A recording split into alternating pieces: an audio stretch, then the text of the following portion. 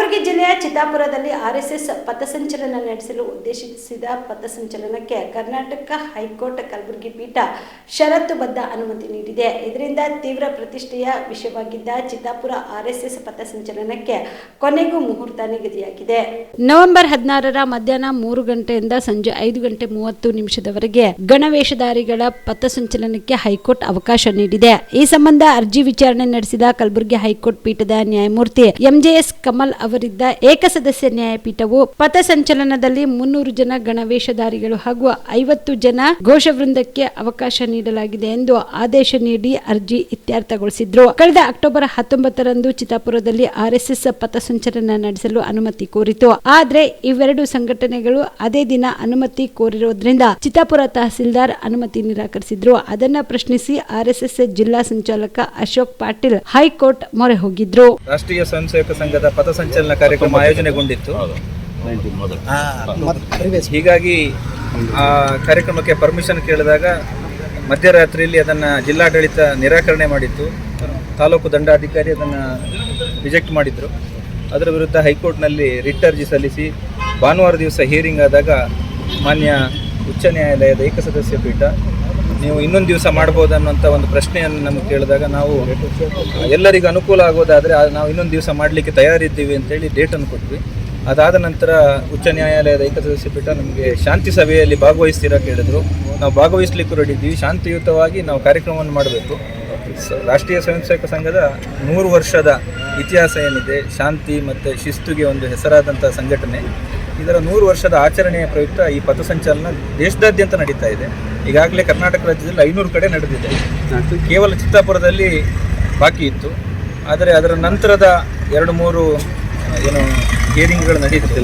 ಮತ್ತೆ ಕೋರ್ಟ್ ಅಪೇಕ್ಷೆ ಪಟ್ಟು ಶಾಂತಿ ಸಭೆಯಲ್ಲಿ ಭಾಗವಹಿಸಿ ಮಾನ್ಯ ಅಡ್ವೊಕೇಟ್ ಜನರಲ್ ಶಶಿಕಿರಣ್ ಶೆಟ್ಟಿ ಅವರ ನೇತೃತ್ವದಲ್ಲಿ ಜಿಲ್ಲಾಧಿಕಾರಿಗಳ ಹಾಗೂ ಪೊಲೀಸ್ ವರಿಷ್ಠಾಧಿಕಾರಿಗಳು ಸಂಪೂರ್ಣ ಜಿಲ್ಲಾಡಳಿತದಲ್ಲಿ ಭಾಗವಹಿಸಿ ಅತ್ಯಂತ ಯಶಸ್ವಿಯಾಗಿ ಶಾಂತಿ ಸಭೆ ನಡೆಯಿತು. ಆ ಸಭೆಯ ಪರಿಣಾಮವಾಗಿ ಜಿಲ್ಲಾಡಳಿತ ಇವತ್ತು ಕೋರ್ಟ್ನಲ್ಲಿ ನಮಗೆ ಆದೇಶವನ್ನು ತಂದು ನಮಗೆ ಹಸ್ತಾಂತರ ಮಾಡಿ 16ನೇ ತಾರೀಕು ಪಥಸಂಚಲನವನ್ನು ನಡೆಸಲಿಕ್ಕೆ ಅವಕಾಶ ಮಾಡಿಕೊಟ್ಟಿದೆ.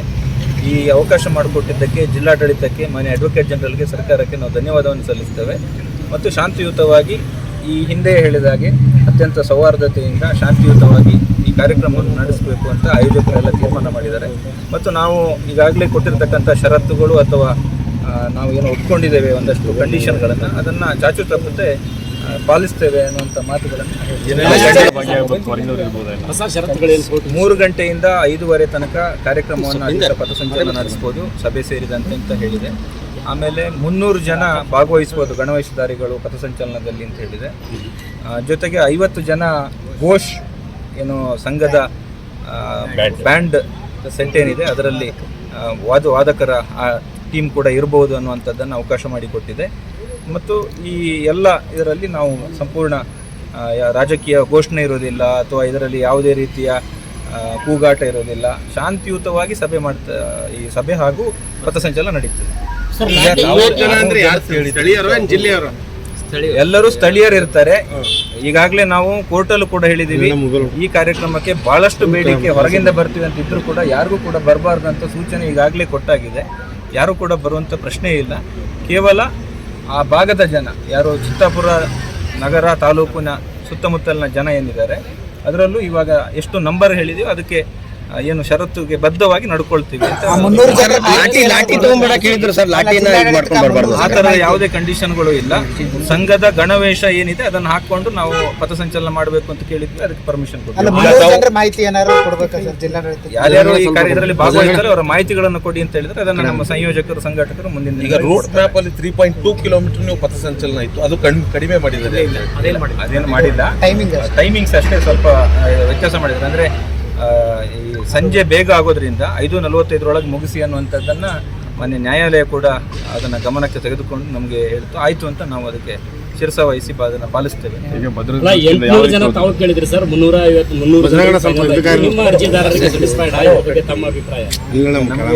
ಒಟ್ಟು ಸಂಘದ ಪಥಸಂಚಲನ ಕಾರ್ಯಕ್ರಮ ಆಗಬೇಕು ಅನ್ನೋಂಥದ್ದು ನಮ್ಮ ಉದ್ದೇಶ ಇದ್ದಿದ್ದು.